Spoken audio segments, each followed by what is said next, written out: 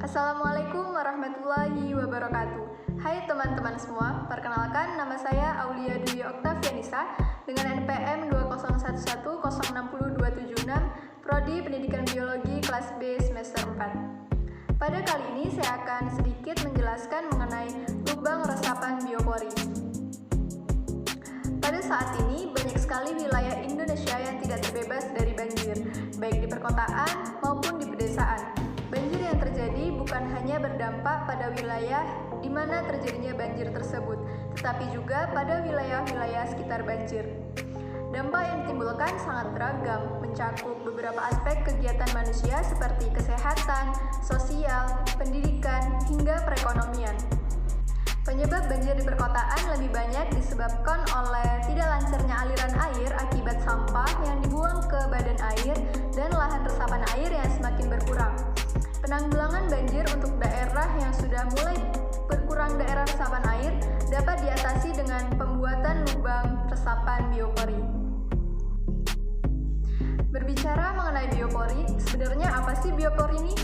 Jadi menurut GRIA, biopori adalah lubang-lubang kecil pada tanah yang terbentuk akibat aktivitas organisme dalam tanah seperti cacing ataupun pergerakan akar-akar dalam tanah. Lubang tersebut akan berisi udara dan menjadi jalur mengalirnya air.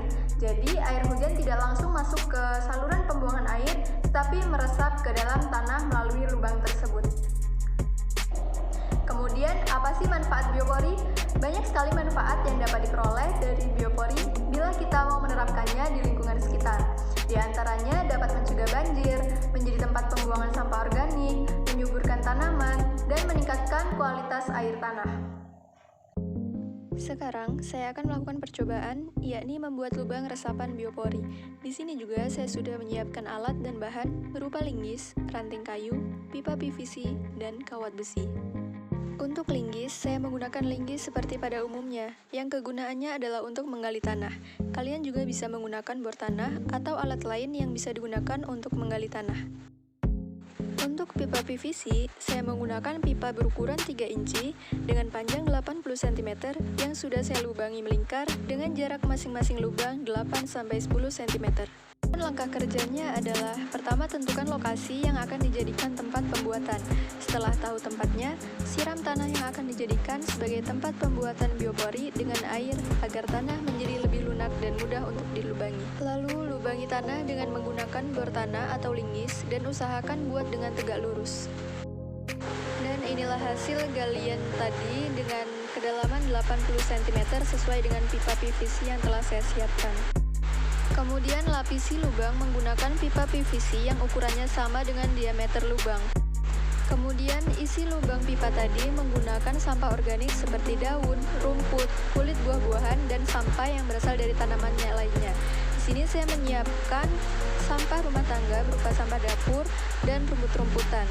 Kita dapat menggunakan ranting yang telah disiapkan untuk memasukkan daun tadi. Setelah itu, tutup pipa menggunakan kawat besi atau tutup biopori yang sudah dilubangi.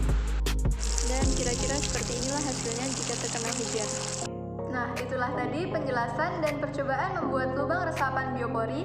Mari kita ikut andil untuk mensukseskan penerapan biopori karena akhir-akhir ini banyak terjadi banjir yang menggenangi kota-kota di Indonesia, khususnya di kota-kota yang lahannya kritis. Semoga bermanfaat. Saya akhiri. Wassalamualaikum warahmatullahi wabarakatuh.